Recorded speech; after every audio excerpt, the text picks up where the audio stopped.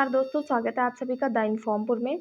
आज हम लोग सीटेट प्रश्न पत्र के हिंदी पेडागोजी के प्रश्नों को सॉल्व करेंगे, जिसमें से पहला प्रश्न है हमारा, भाषा एक व्यवस्था के रूप में इस बारे में चिंतन की योग्यता क्या कहलाएगी। प्रश्न को दोबारा सुने, भाषा एक व्यवस्था के रूप में इस बारे में चिंतन की योग्यता क्या कहलाएगी।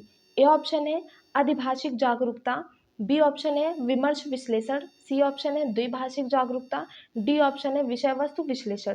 ठीक है, इसका जो राइट आंसर हो जाएगा वो हमारा क्या हो जाएगा, अधिभाषिक जागरूकता। ठीक है, तो आगे चलते हैं। हमारा दूसरा प्रश्न क्या है, दूसरा प्रश्न है निम्नलिखित में से ध्वनि की सबसे छोटी इकाई कौन सी है। निम्नलिखित में से ध्वनि की सबसे छोटी इकाई कौन सी है। ए ऑप्शन है स्वनिम, बी ऑप्शन है आकृति विज्ञान, सी ऑप्शन है वाक्य रचना, डी ऑप्शन है अर्थग्राम। तो इसका जो राइट आंसर हो जाएगा वो हमारा क्या हो जाएगा, स्वनिम।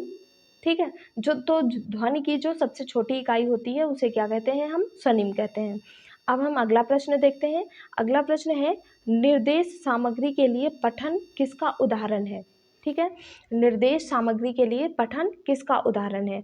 ए ऑप्शन है वाचन श्रवण संप्रेषण चैनल का, बी ऑप्शन है लेखन पठन संप्रेषण चैनल का, सी ऑप्शन है मानस दर्शन अवलोकन संप्रेषण चैनल का, डी ऑप्शन है वाचन लेखन संप्रेषण चैनल का। तो इसका जो राइट आंसर है वो कौन सा है हमारा, लेखन पठन संप्रेषण चैनल। बी ऑप्शन आपका बिल्कुल राइट आंसर हो जाएगा। आगे चलते हैं। अगला प्रश्न है हमारा, अतुल्यकालिक अधिगम का उदाहरण क्या है। अतुल्यकालिक अधिगम का उदाहरण कौन सा है। ए ऑप्शन है तुरंता संदेश, ए ऑप्शन है तुरंता संदेश, बी ऑप्शन है वीडियो कॉन्फ्रेंसिंग, सी ऑप्शन है तुरंता वार्तालाप, डी ऑप्शन है पाठ्य पुस्तक। ठीक है, तो इस प्रश्न का जो हमारा राइट आंसर हो जाएगा वो क्या हो जाएगा, पाठ्य पुस्तक। तो जो आपका ऑप्शन डी है वो बिल्कुल सही है। पाठ्य पुस्तक क्या है, अतुल्यकालिक अधिगम का उदाहरण है।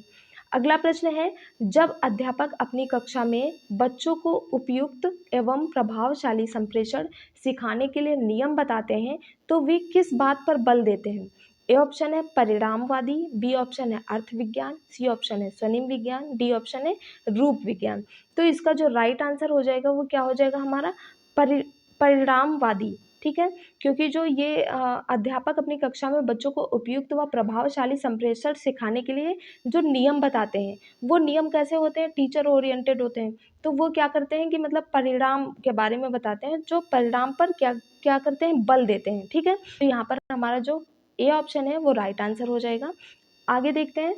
अगला प्रश्न है हमारा, 2 माह के आसपास के बच्चे स्वर समान जो ध्वनियाँ निकालते हैं उसे क्या कहा जाएगा।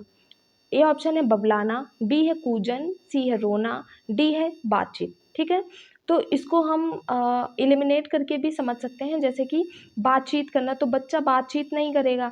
और जो रोना होगा, रोना भी मतलब कहा गया है कि प्रश्न में आपके दे रखा है कि स्वर के समान जो ध्वनियाँ निकालता है, तो जब रोता है तो वो स्वर समान ध्वनियाँ होती नहीं है। अब है अगला ए ऑप्शन दिया हुआ बबलाना, तो बबलाएगा बच्चा तभी जब उसको अक्षरों का ज्ञान होगा। तो यहाँ भी 2 माह के बच्चों को अक्षरों का ज्ञान नहीं होगा तो वो बबला भी नहीं सकता। तो हमारा जो राइट आंसर हो जाएगा वो क्या हो जाएगा, कूजन। ठीक है, 2 माह के आसपास बच्चा जो ध्वनि समान ध्वनियाँ निकालता है, ध्वनियों के समान, स्वरों के समान जो ध्वनियाँ निकालता है वो क्या होता है हमारा, कूजन। ठीक है, आगे अगला प्रश्न देखते हैं। अगला प्रश्न है, निष्पादन और दक्षता में विरोधाभास, निष्पादन और दक्षता में विरोधाभास किसके द्वारा दर्शाया गया है। ए ऑप्शन है नॉम चॉम्स्की, बी ऑप्शन है फर्दिनांद द सॉसर। ठीक है, बी ऑप्शन क्या है, फर्दिनांद द सॉसर, सी ऑप्शन है एडवर्ड सिपर, डी ऑप्शन है लियोनार्ड ब्लूमफील्ड। तो इसका जो राइट आंसर हो जाएगा वो हमारा क्या हो जाएगा, नॉम चॉम्स्की। ठीक है, निष्पादन और दक्षता में विरोधाभास जिन्होंने दर्शाया है वो कौन है, नॉम चॉम्स्की। अगला प्रश्न है हमारा, अभिव्यक्तियात्मक भाषा कौशल विकास चैनल क्या है। ए ऑप्शन है श्रवण वाचन, बी ऑप्शन है पठन लेखन, और सी ऑप्शन है श्रवण पठन, डी ऑप्शन है वाचन लेखन।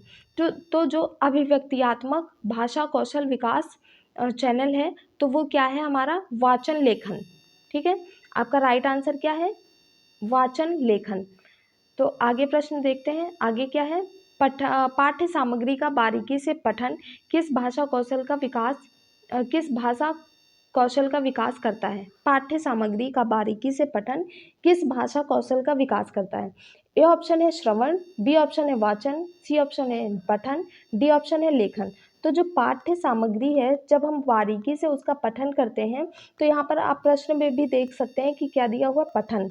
तो जो पठन कौशल का विकास करता है, तो उसे हम पढ़ने से ही संबंधित कहेंगे कि किस पर बल देगा, पढ़ने पर। तो इसका राइट आंसर हो जाएगा हमारा ऑप्शन सी, पठन। अगला प्रश्न है, वाचन में कौन सा क्रम, वाचन में कौन सा क्रम है? ए ऑप्शन है विषय वस्तु अभिव्यक्ति, बी ऑप्शन है अभिव्यक्ति विषय वस्तु, सी ऑप्शन है अभिव्यक्ति विचार, डी ऑप्शन है अभिव्यक्ति संप्रेषण। तो इसका जो राइट आंसर हो जाएगा वो हमारा हो जाएगा ऑप्शन ए, विषय वस्तु अभिव्यक्ति। ठीक है, ए ऑप्शन आपका राइट आंसर हो जाएगा। अगला प्रश्न है, निम्नलिखित में से किसे संकेत खोलने यानी डिकोडर के रूप में माना जाएगा? ए ऑप्शन है आपका प्रेषक, बी ऑप्शन है संकेत या सिग्नल, सी ऑप्शन है चैनल, डी ऑप्शन है ग्रहणकर्ता। तो जो इसका राइट आंसर हो जाएगा वो क्या हो जाएगा हमारा, ग्रहणकर्ता, अर्थात डी ऑप्शन आपका राइट आंसर है। अगला प्रश्न है, शब्द में अक्षर, पंक्ति में शब्द और पृष्ठ में पंक्तियाँ आपस में बहुत पास पास नहीं होनी चाहिए, यानी उनके मध्य में क्या होना चाहिए, उचित दूरी का होना बहुत आवश्यक है। तो यह किस ओर संकेत करता है? ए ऑप्शन है लिखावट में सादगी, बी ऑप्शन है लिखावट में एक रूपता, सी ऑप्शन है लिखावट में अंतराल, डी ऑप्शन है लिखावट में सुंदरता। देखिए, जब भी हम कोई चीज़ लिखते हैं तो उनके मध्य में उचित दूरी रखते हैं। ठीक है, अभी जैसे ये ऑप्शन लिखे हुए हैं आपके सामने, तो ऑप्शन में जो भी शब्द हैं, शब्दों के बीच में आपको उचित दूरी दिखाई दे रही होगी। ठीक है, तो ये ऐसा किस लिए, ये नियम किसकी ओर संकेत करता है? ये नियम किसकी ओर संकेत करता है? आपका डी, सी ऑप्शन बिल्कुल राइट है। क्या है? लिखावट में अंतराल। ठीक है, फासला छोड़ना, यानी लिखावट के बीच में, मतलब जब भी कोई शब्द या वाक्य लिखते हैं तो उसके बीच में जो अंतराल होता है उसकी तरफ कौन संकेत करता है, जो मतलब बहुत पास पास नहीं होने चाहिए। ठीक, तो अगला प्रश्न है हमारा, निम्नलिखित में से कौन सा भारत में अंग्रेजी भाषा की भूमिका में सही नहीं है? प्रश्न पर ध्यान देंगे, यहाँ पर क्या बताना है जो सही नहीं है। ठीक है, तो हमारा ए ऑप्शन है अंग्रेजी देश की सह कार्यालयीय भाषा है, बी ऑप्शन है अंग्रेजी न्यायालय की भाषा है, सी ऑप्शन है अंग्रेजी आधुनिक दुनिया से परिचित करवाती है, डी ऑप्शन है अंग्रेजी भारतीय भाषाओं का स्रोत है। ठीक है, तो इसमें जो हमारा राइट आंसर है वो हमारा क्या हो जाएगा, डी ऑप्शन हो जाएगा, अंग्रेजी भारतीय भाषाओं का स्रोत है, जो कि बिल्कुल गलत है। ठीक है, अंग्रेजी भारतीय भाषाओं का स्रोत नहीं है, भारतीय भाषाओं की उत्पत्ति भारत में हुई है और अंग्रेजी हमारी विदेशी भाषा है, लेकिन इसका प्रयोग हमारे ऑफिशियल वर्क्स में भी होती है और न्यायालय में भी यह भाषा प्रयोग में करी जाती है, और ये जो है आधुनिक दुनिया से भी परिचित कराती है। तो ये तीन ऑप्शन हमारे सही हैं और हमसे गलत वाला पूछा गया, इसलिए यहाँ पर राइट आंसर हमारा क्या हो जाएगा, डी ऑप्शन। ठीक है, अगला देखते हैं। अगला है हमारा, ग्राह्यशील भाषा कौशल विकास चैनल क्या है? ग्राह्यशील, ए ऑप्शन है श्रवण वाचन, बी ऑप्शन है पठन लेखन, सी ऑप्शन है श्रवण पठन और डी ऑप्शन है वाचन लेखन। इसका जो राइट आंसर हो जाएगा वो क्या हो जाएगा, सी, श्रवण पठन। ठीक है, श्रवण पठन क्या है, हमारे ग्राह्यशील भाषा कौशल विकास के चैनल है। अब हम अगला प्रश्न देखते हैं, भाषा अर्जन उपकरण की अवधारणा किससे संबंधित है? ये आज का अंतिम प्रश्न है। प्रश्न क्या है हमारा, भाषा अर्जन उपकरण की अवधारणा किससे संबंधित है? ए ऑप्शन है स्किनर, बी ऑप्शन है चॉम्स्की, सी ऑप्शन है पियाजे, डी ऑप्शन है वाइगोत्स्की। तो जो भाषा विकास है उसके ऊपर किन्होंने काम किया, चॉम्स्की ने। ठीक है, तो यहाँ हमारा राइट आंसर भी क्या हो जाएगा, चॉम्स्की। ठीक, इन्होंने क्या किया, भाषा उपकरण अर्जन उपकरण की अवधारणा को दिया है, तो यहाँ पर राइट आंसर हमारा बी हो जाएगा।